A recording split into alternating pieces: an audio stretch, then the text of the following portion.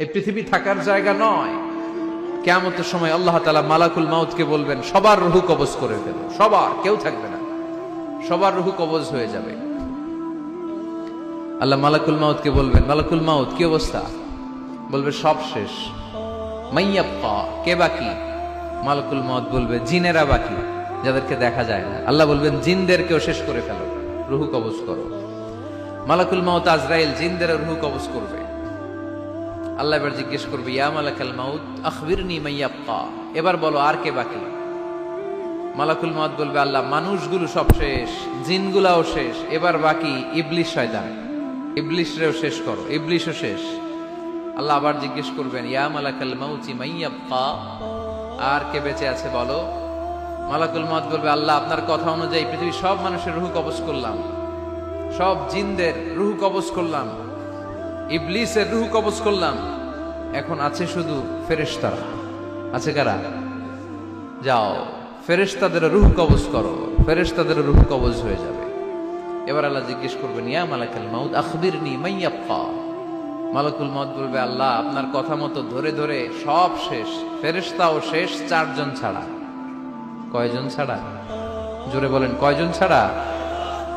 ইসরাফিল, জিব্রাইল, মিকাইল, আজরাইল। আল্লাহ এই 4 জন আমরা বাকি। আল্লাহ বলবে, যাও ইযহাব ইনতালিক ইলা জিবরিল ওয়াকবাদ রূহা, জিব্রাইলের রূহ কবজ করো।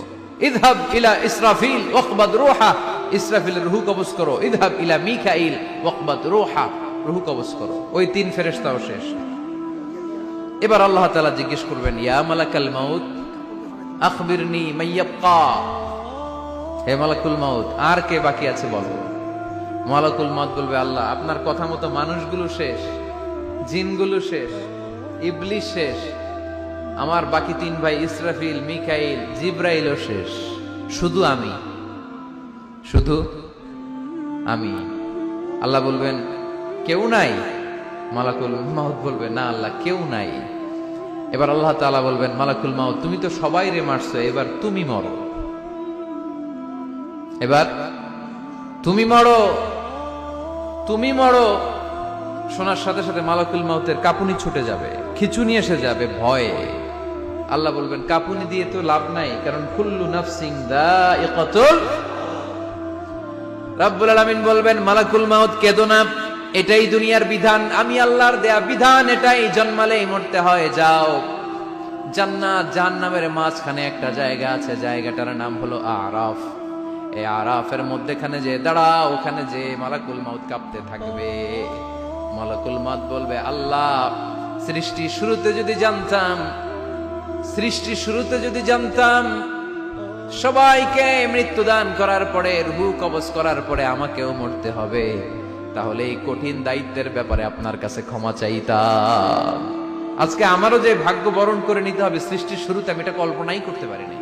আল্লাহ বলবেন, নো টক, মুত, ইয়া মালাকাল মাউত, মর, মরে যা, মুত, মরে যাও।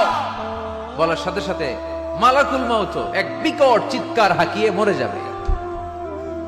মালাকুল মাউতের চিৎকারটা সেদিন এত ভয়ঙ্কর হবে, বিষ্ণু ঈসা ইসলাম বলেন, ওই চিৎকারের আওয়াজ যদি পৃথিবীর মানুষেরা কান দিয়ে শুনতে পেত, তাহলে কিয়ামত সংগঠিত হওয়ার জন্য আলাদা করে ইসরাফিলের সিঙ্গার প্রয়োজন হতো না। ওই চিৎকারের আওয়াজে প্রতিটা মানুষ কানের পর্দা ফেটে ওই জায়গায় লাশ হয়ে পড়ে যেত। এবার ডানে বায়ে সামনে পেছনে উপরে নিচে কেউ নাই, একজন ছাড়া। জোরে বলতে হবে, তিনি কে?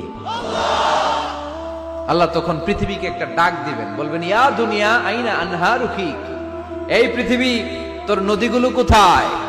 ইয়া দুনিয়া আইনা আশজারুকি, এই পৃথিবী তোর গাছগুলো কোথায়? বটতলা। ইয়া দুনিয়া আইনাল জিবাল, তোর বড় বড় মাউন্ট এভারেস্ট পাহাড়, আলাস্কা পর্বতমালা, আলপস পর্বতমালা, এগুলো কোথায়? তুর পাহাড় আজকে কোথায়?